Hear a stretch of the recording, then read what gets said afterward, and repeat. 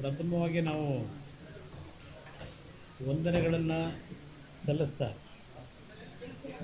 ಕೇಳ್ತಾ ಇಲ್ವಾ?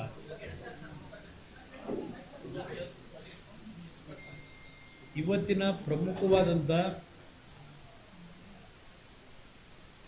ಮೈಸೂರಿಗೆ ನಾನು ಮತ್ತು ಕೇಂದ್ರದ ರೈಲ್ವೆ ಇಲಾಖೆಯ ರಾಜ್ಯ ಸಚಿವರಾಗಿರ್ತಕ್ಕಂಥ ಸೋಮಣ್ಣ ಅವರು, ಮೈಸೂರಿನ ಲೋಕಸಭಾ ಸದಸ್ಯರಾಗಿರ್ತಕ್ಕಂಥ ಯದುವೀರ್ ಒಡೆಯರವರು ಹಾಗೂ ಹಲವಾರು ಜನಪ್ರತಿನಿಧಿಗಳು ಮತ್ತು ಬೆಂಗಳೂರಿನ ಕೇಂದ್ರ ಕಚೇರಿಯ ಹಿರಿಯ ಅಧಿಕಾರಿಗಳು ಬೆಂಗಳೂರಿನಿಂದ ಬೆಳಗ್ಗೆ 10 ಗಂಟೆಗೆ ವಿಶೇಷ ರೈಲಿನಲ್ಲಿ ಮೈಸೂರಿನವರಿಗೆ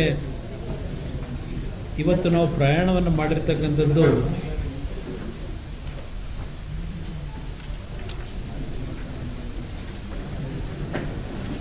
ಪ್ರಮುಖವಾದಂಥ ಉದ್ದೇಶ. ಬೆಂಗಳೂರು ಮೈಸೂರಿನ ನಡುವೆ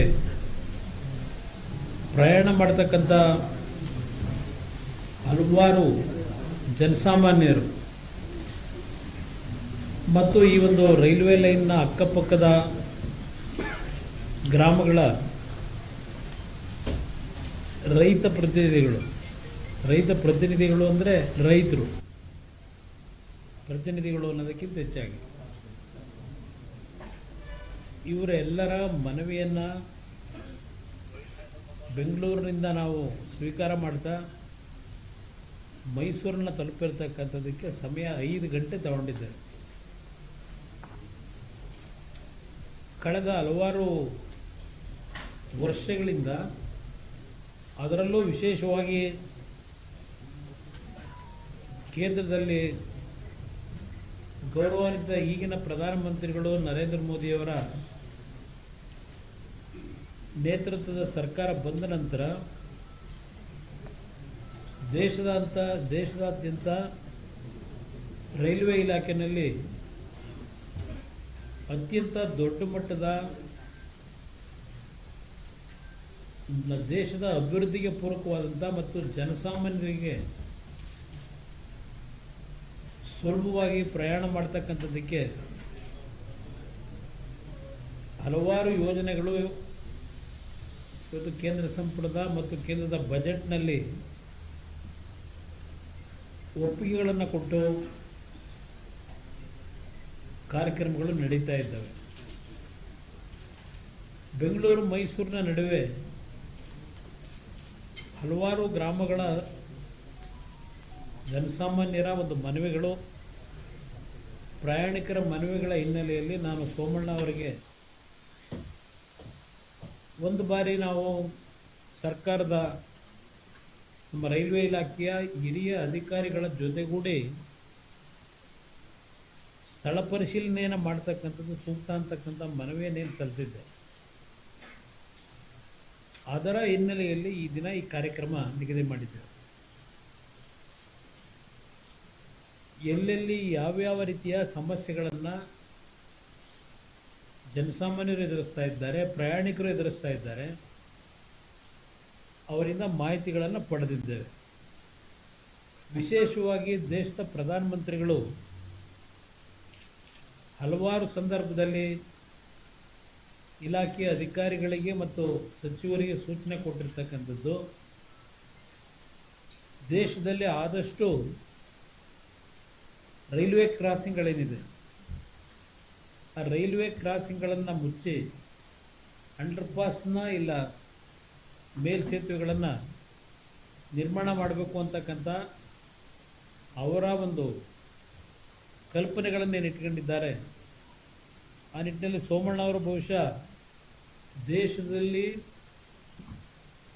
ಎಷ್ಟು ಭಾಗದಲ್ಲಿ ಮೇಲ್ಸೇತುವೆಗಳು ಅಂಡರ್ಪಾಸ್ಗಳನ್ನು ಮಾಡಿ ಈ ರೈಲ್ವೆ ಕ್ರಾಸಿಂಗ್ನ ಗೇಟ್ಗಳೇನಿದೆ ಅದನ್ನು ಸಂಪೂರ್ಣವಾಗಿ ತೆಗೆದಿದ್ದೇವೆ ಅಂತಕ್ಕಂಥ ಮಾಹಿತಿ ಅವರು ಕೊಡ್ತಾರೆ.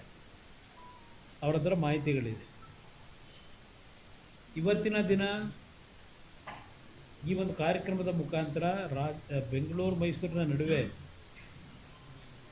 ಹಲವಾರು ರೀತಿಯ ಮೇಲ್ಸೇತುವೆಗಳು ಬೇಕು ಅಂತಕ್ಕಂಥದ್ದು, ಅಂಡರ್ ಪಾಸ್ಗಳು ಬೇಕು ಅಂತಕ್ಕಂಥದ್ದು, ಕೆಲವು ರೈಲ್ವೆ ನಿಲ್ದಾಣಗಳಲ್ಲಿ ಹಿಂದೆ ಕೋವಿಡ್ ಪೀರಿಯಡ್ಗಿಂತ ಮುಂಚೆ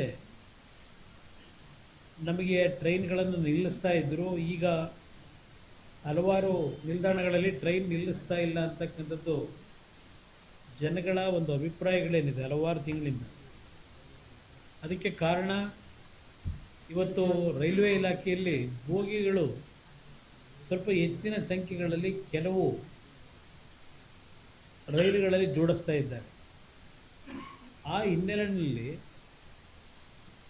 ಹಲವಾರು ರೈಲ್ವೆ ನಿಲ್ದಾಣಗಳಲ್ಲಿ, ಅದು ವಿಶೇಷವಾಗಿ ಮದ್ದೂರು ಇರ್ಬೋದು, ಯಲಿಯೂರು ಇರ್ಬೋದು, ಮಂಡ್ಯ ಇರ್ಬೋದು, ಹೀಗೆ ಹಲವಾರು ಪ್ರದೇಶಗಳನ್ನೆಲ್ಲ ಹೆಸರುಗಳನ್ನ ಹೇಳಲಿಕ್ಕೆ ಹೋಗೋದಿಲ್ಲ. ಅಲ್ಲಿ ನಿಲ್ದಾಣಗಳನ್ನು ಎಕ್ಸ್ಟೆಂಡ್ ಮಾಡ್ತಾ ಇದ್ದಾರೆ, ಈಗ ಎಕ್ಸ್ಪ್ಯಾನ್ಷನ್ ಮಾಡ್ತಾ ಇದ್ದಾರೆ.